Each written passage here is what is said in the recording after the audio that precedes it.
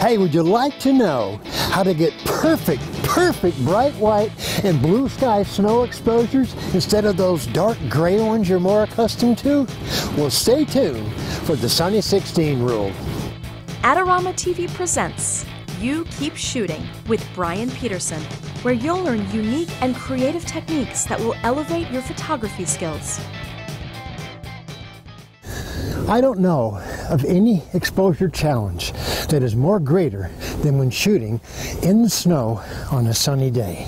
Yet I also have one of the simplest of solutions on how you can every single time get a correct exposure and always record blue sky and white snow. It's real simple, and it's simply called this: the Sunny 16 rule. It's been around for over 50 years.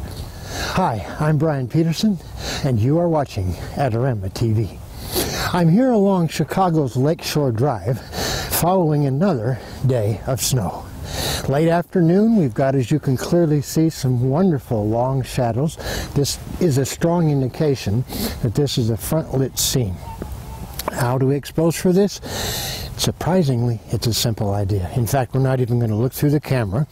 What we're going to simply do is set an aperture of 16 and set my ISO to 200, and subsequently set my shutter speed also at a 200. Again, I'm not looking through the camera.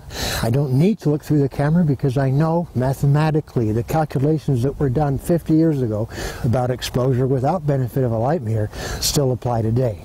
The Sunny 16 rule simply means this: when the aperture is at 16, the correct exposure for a front lit or a side lit scene on a sunny day, that's why they call it the Sunny 16 rule, the exposure is the same shutter speed of the ISO.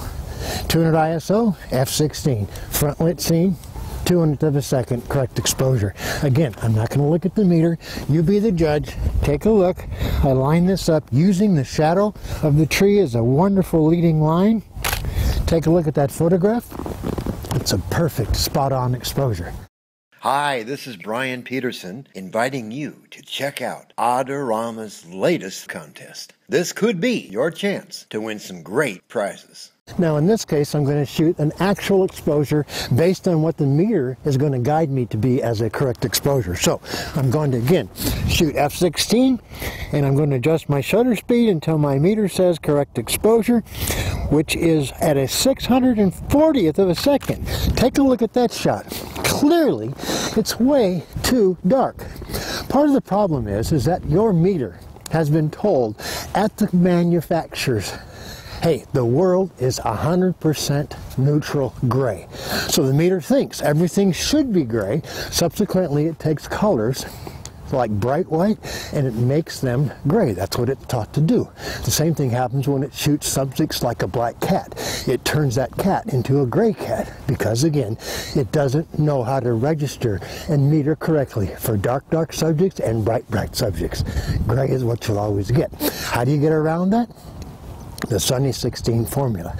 And I want to stress, the Sunny 16 is a starting point. Remember, f16 in this case at a 200th of a second is the correct exposure with 200 ISO. But if you don't need f16, maybe you only need 11, maybe you need 8, maybe you need 5, 6. Remember, that is one of 6 possible correct exposures. f16 at a 200th is the same exposure as f11 at a 400th, f8 at an 800th, and 5, 6 at a 1600th, and so on. So, it's a great tool to embrace. Impress your friends. The next time you're out shooting with them on a sunny day and they're shooting a front lit scene, ask them, I bet I know what your exposure is. Just tell me what the aperture is, and from that, you can deduce what their shutter speed would be based on their ISO. It's a cool little trick. Something else you needed to know. Hey, until next time, this is Brian Peterson saying, you keep shooting.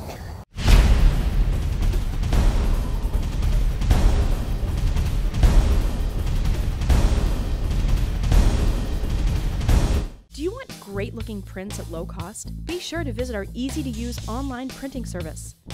Adorama Pix has professional